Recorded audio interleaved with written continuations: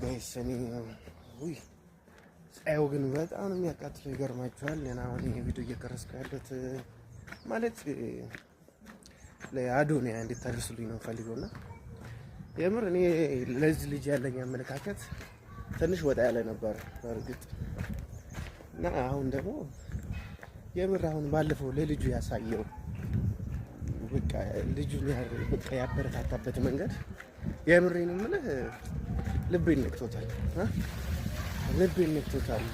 እና በጣም ከምሬ ነው የምልህ አዶኒያ ከምሬ ነው ታንኪዩ ማለት እፈልጋለሁ። እውነት ለልጁ ያሳየው እንትን በጣም ከምሬ ነው የምልህ ለኔ ከቃላት በላይ ነው። ምንም ይሄ በቃ ታንኪዩ ነው የሚገባው ነው የማስበውና የምር አሁን በፊት የነበረኝ አመለካከት ላንተ ያለኝ እንትን ከምር እንዲቀየር አድርገኛልና ታንኪዩ ብሮ